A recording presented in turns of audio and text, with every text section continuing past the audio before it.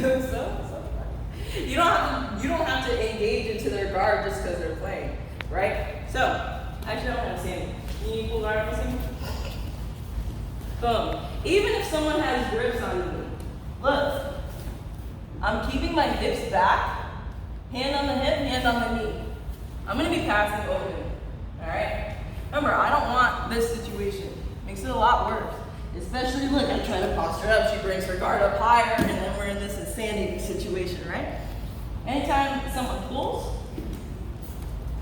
even if they're moving around first, they go to pull, look, you back yourself up. And look, we're right into this X pass here. But that key thing is keeping your hips and legs back and then dressing it from open, rather than feeling like you have to go into guard. It's like when someone tries really hard to pass your guard and you see some people accept it, right? You have that 1 or 2 seconds to turn to your side to defend. Don't accept, right? Don't accept the full guard, or don't accept that passing amount. Make sense? Yeah. Do you have a favorite close guard break? Yeah. This one, actually, I'll show you my favorite first. My first is the knee in the middle, where we come here. Especially in gi, I love to grab the pants, right? What's connected to the pants? Their hips, right? The start of the guard here, right? We come in the middle, bring that leg back, push and bring this knee up, right? But if you saw me go with Elizabeth Clay, anytime I had here, she was breaking me down, right? So gi and no gi grips and guard are different, all right? With here, you can get broken down very easily with the hips versus having the pants and guard, all right? So with no gi, here, and I'm walking up, coming through this way, all right? That's been personally my favorite no gi since my little mishap with that match, okay? Don't always think hips, okay? Gi is different, all right? No gi though, coming up, that knee in the middle, drop through. And look, again, paint your picture. We can go knee over, back step, right? We can go into the knee slides. Endless possibilities, right? So that's my personal life. That was a good question too. I was going to take that on the one previous guard.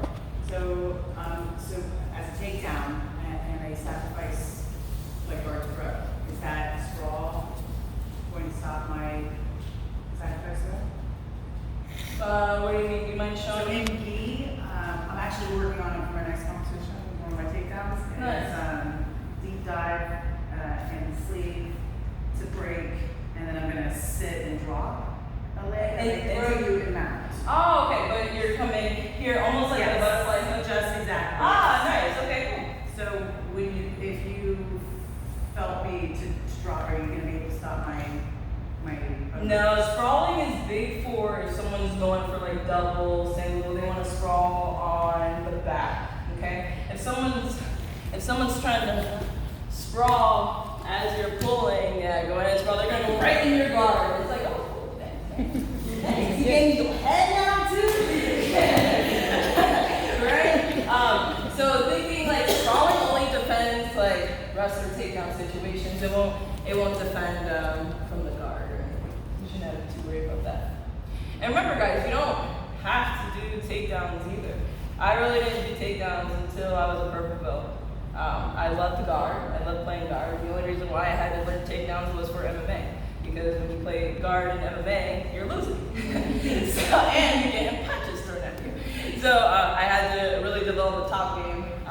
And now, I play more so top, but I love guard. That's like everyone should hone in on guard for sure. Any other questions? I have a question about prepping for competition. Do you have a philosophy on how much you should train, when you should take off, etc.? Well, like me personally, I train 6 days, and the big thing is, especially working cardio, have recovery in, right? I was actually talking to Tori about this in the she's inactive, this and that. You know, injuries are a real thing. And a lot of competitors will push through those injuries, right? And it's gonna cause more issue versus really taking care of their body. So one, listen to your body, hands down. And two, doing cardio that is less strenuous on your body. Like for instance, I don't run. I don't run. I need one. You're running, I got bad knees, that's like bone on bone every time I'm impacting on the ground, right? But what I do is swim sprints, okay? What does rolling feel like when you have a bad roll? You're drowning, right? Just like swim sprints, okay? I honestly, that's the only cardio I've really taken, believe it or not, that really is equivalent to rolling. Completely equivalent. And you know, they do the swim sprints with me too. We'll go down as hard as we can, down and back, wait 15 seconds, after breath, down and back for 15 minutes, okay? And what's really good about swimming, you're not impacting low impact. You're not hurting your body as much as even like an elliptical, you know? So yeah, definitely conditioning. I tell if this is your beginning of competition, don't worry about cutting weight, because we don't cut weight for real life, you know, right? So don't even worry about cutting weight. And we roll with guys all the time too, so there's no point in that until you get really serious into competing. Then you can decide on that. But yeah, one big thing people don't take serious is recovery. That's why we have a lot of people quit at blue belt and quit almost before they get a purple belt because they train so much and they get burnt out and not keep it up with recovery. You know, chiropractor, getting adjusted, massages, ice baths, Epsom salt baths, you know, anything you can. Do you train right after competition day, or do you take like a day or two off? I like to take 3 days before. Like on that third day before, I'll do drilling, and that's another thing too. If you can't roll or you don't want to hurt yourself rolling, do speed drills, right? Get that body memory going where you're on autopilot and you do like 50 X guards and go back and forth with it. Or going into knee slice passing 50 times as fast as you can, right? Drilling is so important. I really took drilling more serious after training with Letitia and Via. They'll do that for 2 hours in the morning and then do rolling and stuff at night. You know, drilling is way more important than rolling for sure. Like that.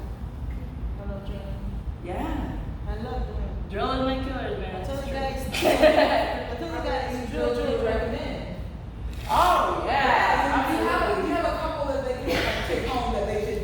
Yeah, absolutely. And we can do a couple too before we get some rolls in, right? First one, go ahead and sit. First one here, going right into the knee slice. Lift here. She moves back up. We go minute 30. We switch to our bottom. Same thing with here. This is a big one we like to do, right? And let's switch top bottom. She's gonna go right into what we call bullfighter pass, right? She comes in, she's gonna step in, look. She goes to the outside.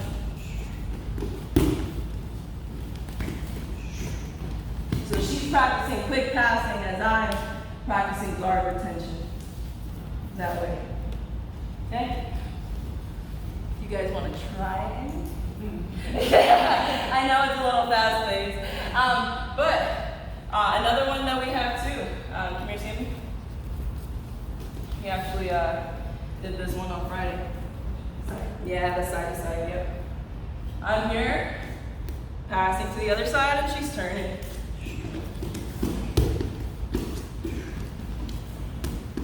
Practicing, retaining that pass as she's practicing turning in always and not giving her back. Let me get one more time. And flex your abs. We got another one here too, coming side to side. Practicing over. So, on my team, we do once a week that for like 70 to 90 minutes. We just put on a timer and we're dying. But it's way, right? It's way more conditioning than rolling too. So that's another thing that helps with training a lot. And if you can have your mind be calm, rolling, because you know the movements. You're gonna be less panicked. You're gonna keep some energy, keep your cardio, right? What about solo drills if you don't have a partner? Solo, great question. So, I have these asked a lot by my kids, right? Key things, right? Sweeps and escapes, right? You can do strips on your own, right? I always love to practice instead of just coming here, really coming up on my shoulder as if someone's on mountain. I'm trying to get them on balance, right? Let me see you real quick, Kiana. Mount. So if I just kept my hips off the ground, look, watch when I come up to base. Look, I'm not even stripped yet, but look. But a lot of people don't practice getting up on their shoulder to be on balance here. Oh, we have our sit-up sweep or bump over sweep. Got leg swings, keep your hips open, nice and relaxed. Following the guard here. Yeah, all flow. Coming up in base, sprawls. Nice and easy sprawls. Okay? There's a lot of movement. If you want more ideas, there's this Hoyler Gracie black belt. I forgot his name. But he runs Gymnastica Natural, and it's all flow body movements for jiu-jitsu. Nice and Yeah, amazing. This is where we're going to be now. I think it's Rafael Romano, if I'm not mistaken. yeah. Yes, Gymnastica Natural. All those movements I learned from their world camps. Nice. It's amazing. That was amazing. Oh, Love it. Any